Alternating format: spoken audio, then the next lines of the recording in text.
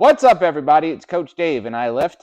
Coach Carol, I also lift. Welcome to the She Lifts. He Lifts podcast, and tonight we are talking about our excuses. Your excuses? I know, not our excuses, but our as a whole collective excuses. Our. We all have excuses. We all have excuses. We're going to talk about some of the top ones that we hear a lot. Also, we're going to talk about the difference between an excuse and a real problem, because that's one of the things I feel like too many people don't understand the difference between. And like, there are real problems that come up in a if you're on your way to the gym and you're get a flat tire, that's a real problem. You get to the gym and it's, the locks are on the doors because they didn't pay the bills.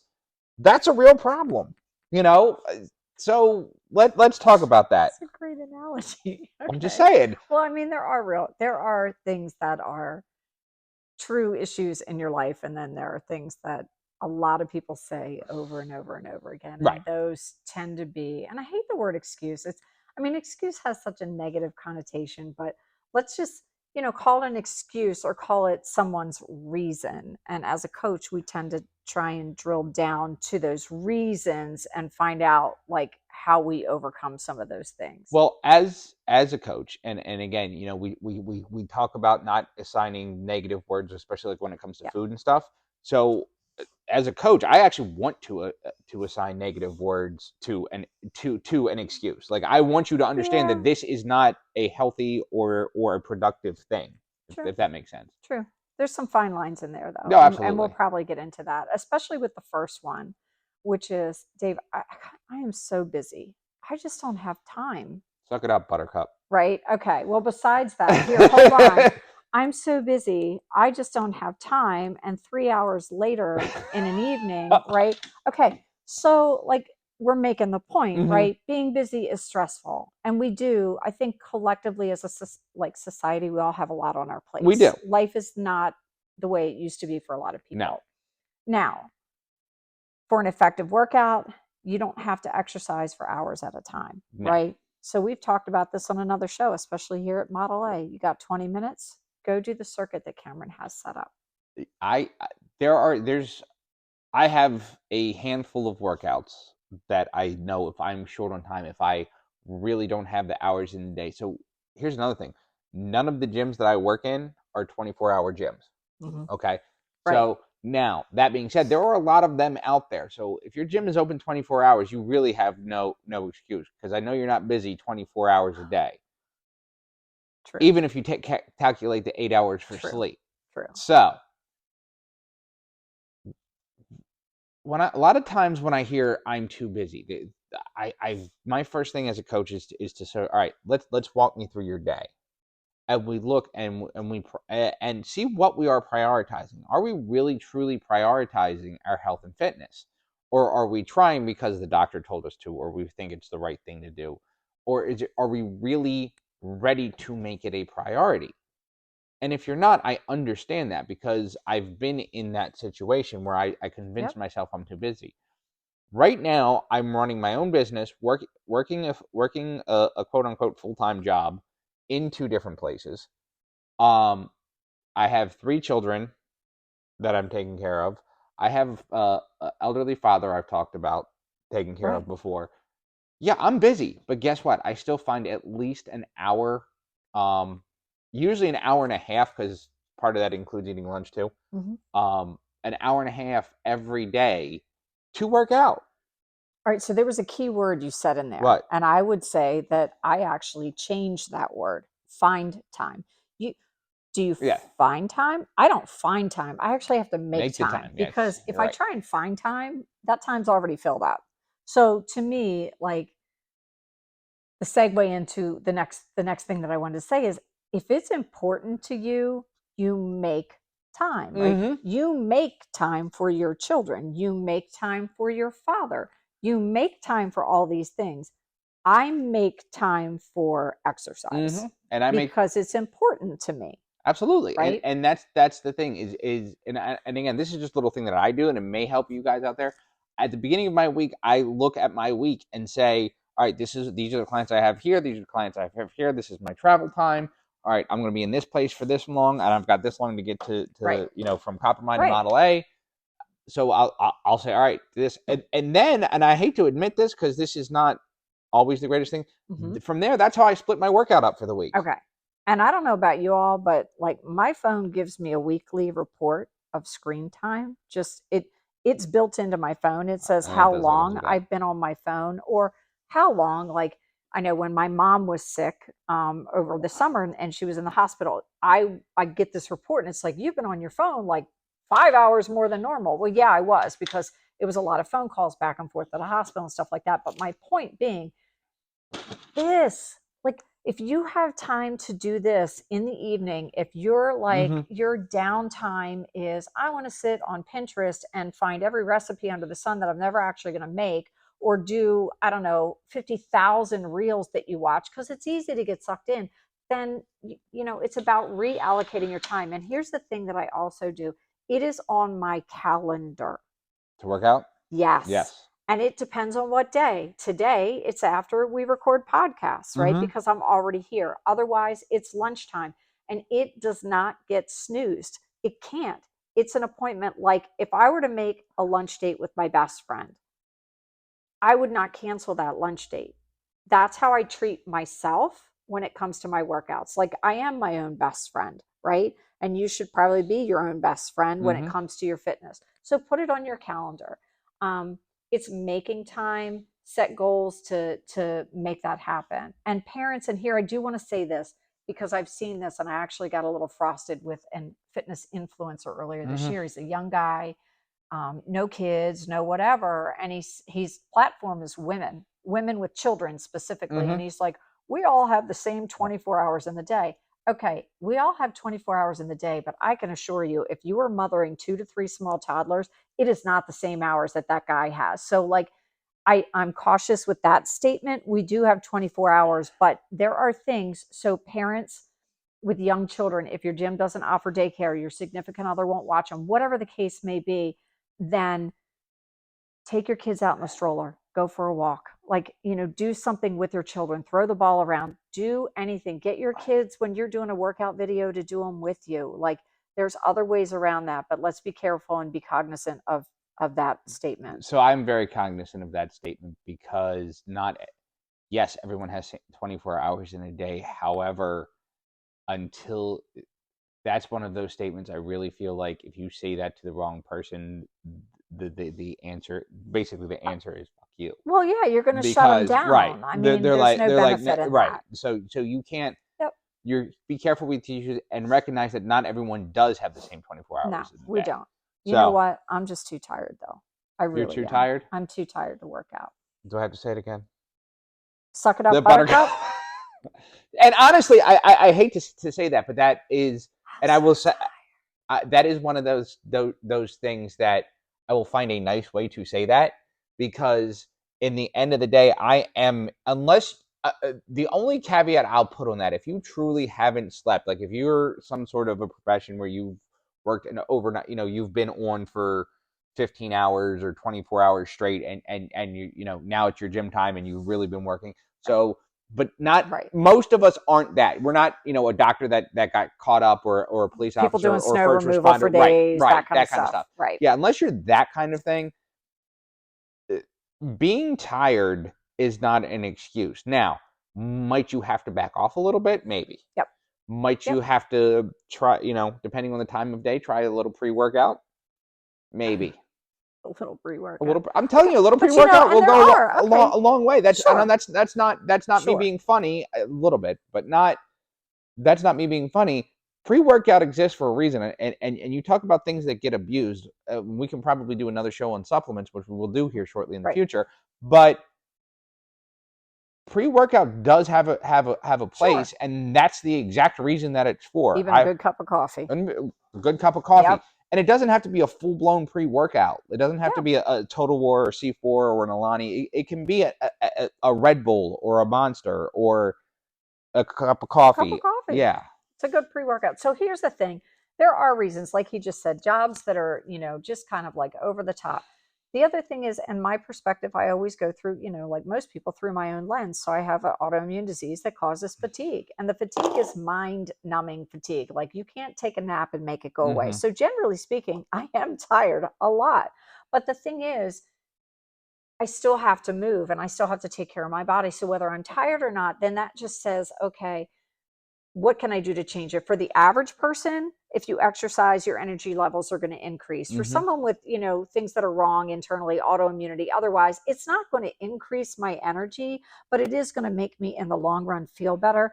I may have to scale back. I might have to walk that day. I might have to, I don't know, try yoga for the umpteenth millionth time. Yoga teachers out there everywhere just can't do it. But anyway, but like you get the point. Like, if you can and you can fit it in, exercise during the time of day where you're most energized. Like I like to come at lunchtime because that's a good time slot for me. I get into the evening, I get tired again.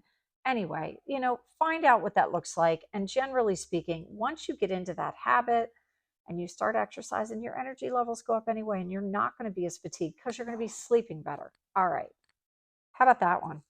It's too difficult. It's too painful. Again, so this is another one I'm going to walk the line with. Is it really? And again, so here's a question I always ask my clients when they say it hurts. Does it hurt or does it burn? Because those aren't the same thing. Correct. Okay. Correct. So let's talk about what is painful. My joint hurts, my shoulder hurts, my back hurts. Again, I'm going to dig even a little further when you say that. How does your back hurt? Where does your back hurt? Does it hurt when you move? Does it hurt just to stand there? Is it spasming? Same thing with your shoulder. Especially if you're new to fitness. My legs are too sore. Again. What does that mean? Right. And again. My quads are on fire because you torched them in your last session, right? Well, okay, that's first legit. Of all, if you're going to a trainer and you did legs yesterday and you're doing legs today. Well, you that should be a red flag. But secondly, you could just be sore and still not want to do anything. 2 or 3 days ago, right? You could be walking into the gym and still be going like, "This is bad." We talked about that before. It should never be that painful. So, if you're to the point that you come into you're thinking, "I can't go to the gym and bench press because my legs are that sore." First of all, two things I'm going to say. First of all, is you need to re-examine your leg workout and how tough that is. Secondly, I'm going to say it again because this is probably going to be my excuse for my response to most of these. I'm going to find a nice way to say "suck it up, buttercup," because again, it's soreness, especially in the beginning, is not a bad thing. Okay. So now, pain is different. Back pain, shoulder pain, knees, hips. Right. Let's examine and let's say, okay, maybe we need you to back off the weight. Maybe we need to back off that motion. If your knee is hurting to the point that you're limping on it, and your quads aren't, do that. Okay, so let's back off of squats today. Maybe we'll do a hamstring where we do a lot of leg curls, or we'll just move to an upper body group. So here's the thing: especially when you're new to fitness, it's difficult. It's difficult when you get started. You're asking your body to do things it's not used to doing. And so you have to give your body the grace to get through that. You do not have to push yourself every workout to the point where you're drenched in sweat and you're so fatigued that you can barely get out of the gym. Sorry, that's not healthy. It's all about balance. We haven't used that word yet today. It's balance. So to me, it takes time and practice to get to a point where it starts to become more enjoyable, and you're not going to then feel that it's too difficult, too painful thing all the time. And it's not always going to be that way. Sometimes it's mostly a mental barrier. And when you get past that mental barrier, like you're smooth sailing anyway. I like this one. It's too expensive to either go to the gym and or hire a trainer. So let's break that one down because that's two different things. First of all, I don't care what kind of a limited budget you're on. If you're at the point that you need to take control of your health, and I'm saying need to, not want to. I'm not talking about the person that needs to lose the 20 pounds. Right, we're talking about the people so I can fit into clothes that I fit in when I was a teenager. I'm talking about the person that needs to do it for health reasons, right, or mental or physical health. Okay. Yep. You don't have to go and join the top of the line gym that's got the swimming pool and the basketball courts and the 30 group fitness classes every day and the top of the line equipment and all that stuff. There are gyms out there. They are not always my favorite, but there are don't gyms. Even say the name. Right. But there are gyms out there that are 10, 12, less than $20 a month. Yeah. Well, and I'll get to the trainer/coach in a second. The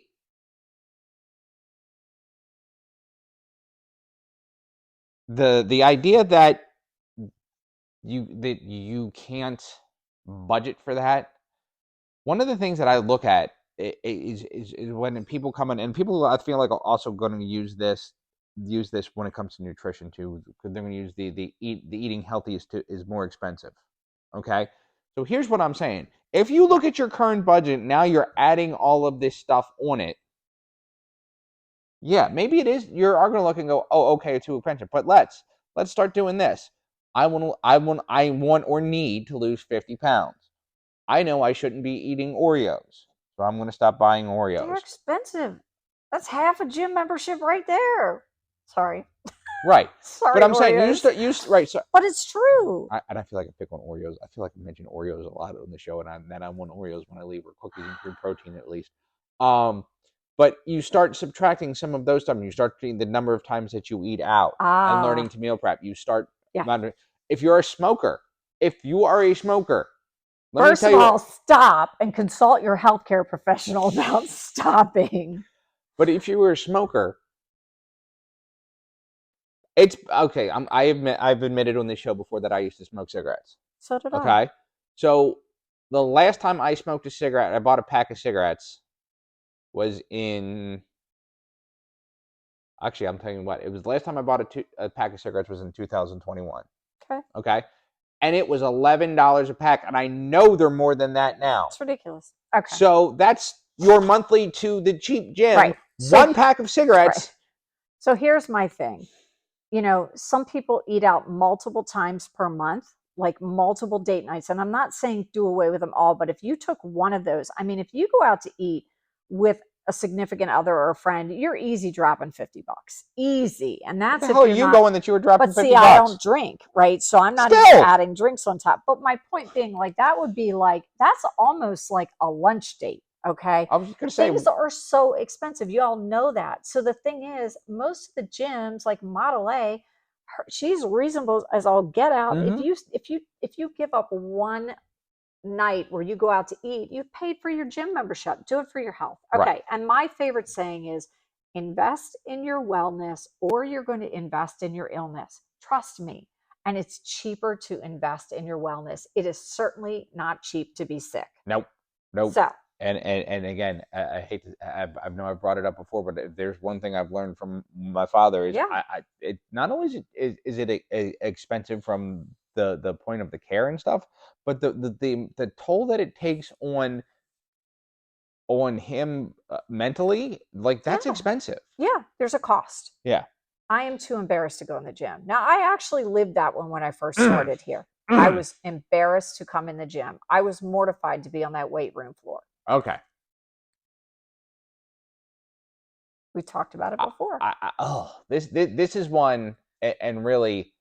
But we can't discount how people feel. You know what? I don't want to discount how people feel. But here's my problem with this. First of all, I never heard I'm too embarrassed. I don't know what I'm doing when it comes to the gym until certain ads started running. I never heard that. Oh, no, I knew that before. And I mean, this goes way back with me too. So I'm going to say that. Okay.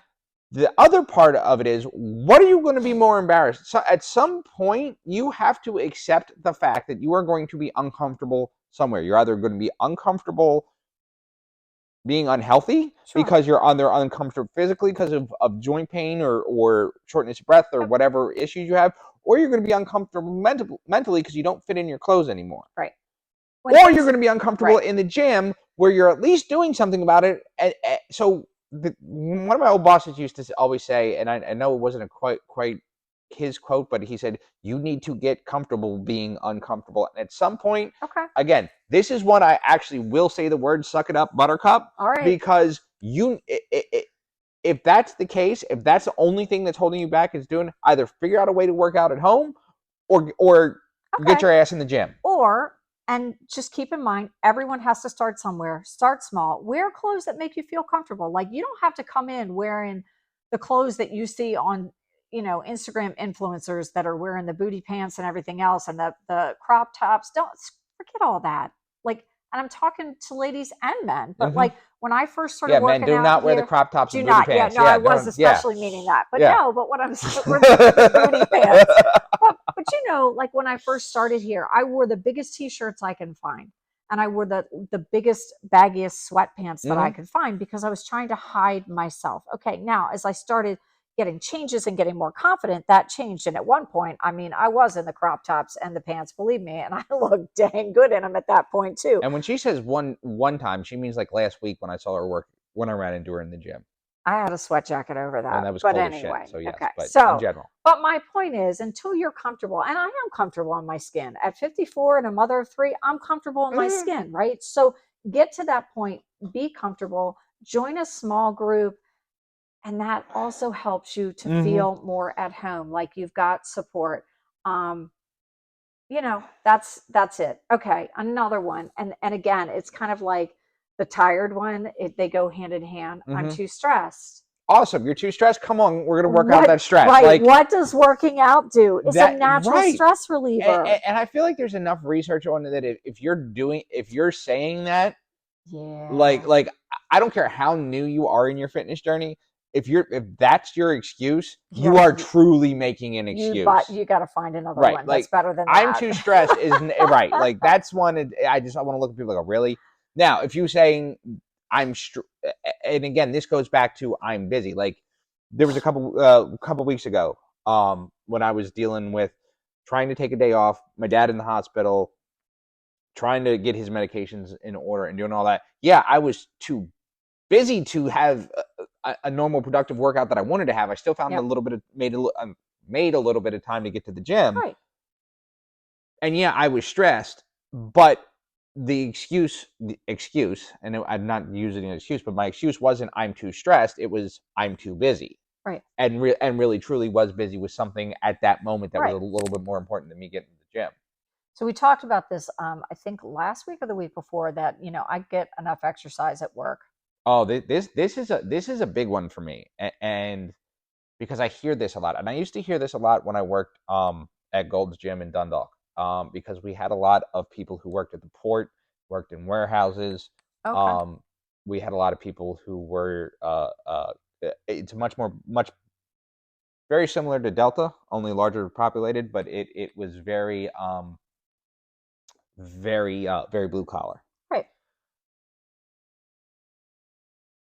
Your job, I don't care how physical your job is. If you are in construction, if you are working in a warehouse, eventually your body adapts to that stress. Okay? Your body adapts to stress. The human body is one of the most adaptable things ever created and is remarkably efficient at adapting to stress. Exactly. So if you're dealing with the same stress of carrying, you might not gain weight. Okay, so let's take that part of it, because you are still burning the calories, but you're going to burn less calories as you go along because your body is now used to it. Yeah. But you're also going to eventually get to the point where your muscles are used to. Again, if you carry around 50-pound bags of sand all day, every day, eventually your body will adjust to carrying, just like when you gain weight, eventually your body adjusts to carrying around an extra 20, 30, 40, 50 pounds on a daily basis. Yep. And last but not least, and let's touch it really quick because it doesn't require much being said. I don't know how to use the machines. Okay. Can I just cover this really quick? Go right ahead. Because you're a little fired up. And we need to wrap this one up for today. So there's a picture on it. If you can't read the picture and you still don't know how to use it and you're uncomfortable, go talk to somebody in the gym that runs it. They're going to help you. Right? Enough said. And I'm gonna throw this one out there too. If you look at most, I'm gonna say 90% of machines, you look at it, you sit in it, and make it move, unless you're really doing something kooky or doing it with completely blindfolded, or you just had brain surgery yesterday. Oh my gosh. It is the most intuitive thing in the world. Okay. So it's an excuse. It's truly an excuse. And here's again, for you younger people, like for the older people, I get this one, so I don't usually say this a lot, but most newer machines in your big box gyms who update their machines regularly, the newer ones have a QR code on them that if you scan it with your phone, it will take you to a link somewhere on the internet, usually YouTube, that will show you how to use the machine. Yeah, or just look it up. Right. And if it doesn't, guess what? If you went on YouTube and search how do I use such and such gym machine, it's probably there anyway because someone else did it, because that's exactly what you would do at home if your dishwasher broke. Okay. Now. Sorry. We're good. We're wrapping up. We are starting to become cognizant of the length of our shows and trying to make them easy to watch within like a 25, 30-minute period. And I'm super excited to say that next week is going to be one of my favorites because it is the battle of the diets. Oh, and this is going to be a battle of the diets. Carol and I do have a very similar nutrition approach, but we also have some things that we differ on greatly. So I think this is going to be very insightful because and we'll talk about it next week, but there is a little bit of what works for you, I think, that goes along with what we're going to talk about. Just like the excuses. And like I said, I don't care who you are, whether it's someone who's just starting out, someone who's been doing it for a while like us, or even someone who's more advanced. You can always find an excuse. Find and make the time. Make the time. Make time, not excuses. If there's no other takeaway. And yes, I know I tend to get a little fired up when it comes to excuses. Suck it up, cupcake. Let's go. Buttercup. Someone sucks up a cupcake. You've never seen me eat a cupcake, but anyway. Until next week, when we get into it, follow us at the He Lifts, She Lifts podcast on Instagram and Facebook. Check out Carol at Love Yourself Health Coaching. Check out my new YouTube project, Coach Dave's Country Kitchen, or follow me at Rockstar Fitness on Facebook. And until next week, ladies and gentlemen, woo!